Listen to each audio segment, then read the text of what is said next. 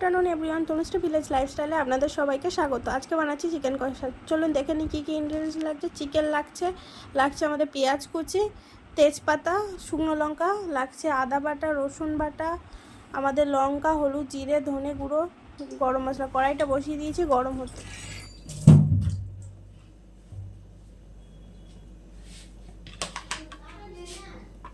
তেল গরম হয়ে গিয়েছে, এবার দিয়ে দিচ্ছি আমি আলুগুলো ভাজার জন্য।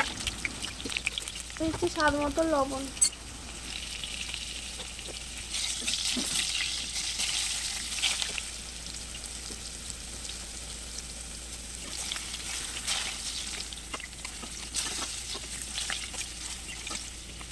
আলুগুলো ভাজা হয়ে গিয়েছে, এবার আমি তুলে নেব এক এক করে।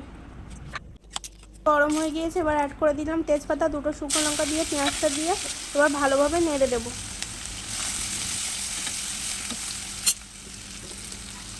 ভাজা ভাজা হয়ে গিয়েছে, এবার দিয়ে দেবো গুঁড়ো লঙ্কার গুঁড়ো 1 চামচের মতন, স্বাদ মতন। এবার দেবো আদা বাটা আর রসুন বাটা দিয়ে ভালোভাবে নেড়ে দেবো।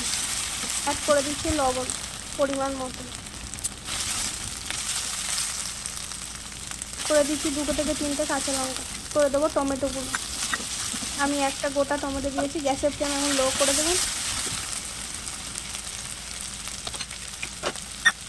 দেবো আমি জিরে গুঁড়ো, ধনে গুঁড়ো, নুন, হলুদের যে পেস্টটা, সেই পেস্টটা দিয়ে দেবো। দিয়ে ভালোভাবে নেড়ে দেবো।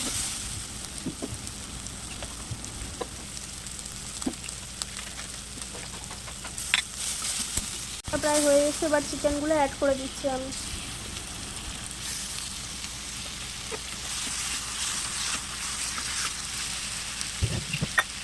আমার মতো লবণ দিয়ে ভালোভাবে নেড়ে দেবেন।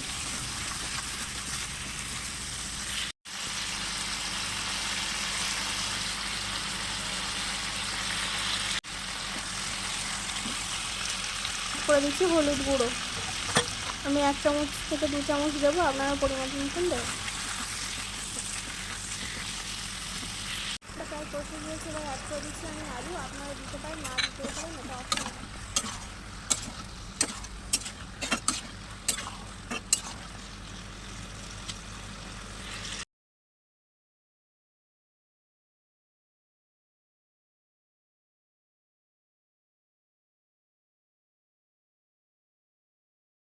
এটা কষে গিয়েছে, এবার জল অ্যাড করে দিলাম। আমি আমার পরিমাণ মতন জল দিলাম। আপনি আপনাদের কতটা পরিমাণে ঝোল খাবেন ততটা পরিমাণ জল অ্যাড করবেন। চিকেনটা আমাদের প্রায় ফুটে গিয়েছে 20 মিনিট হওয়ার পর। গরম মশলা অ্যাড করে দিলাম আমি। সাই গরম মশলা অ্যাড করছি। আপনারা যে কোনো গরম মশলা বা বাড়িতে তৈরি করা মশলাও দিতে পারেন।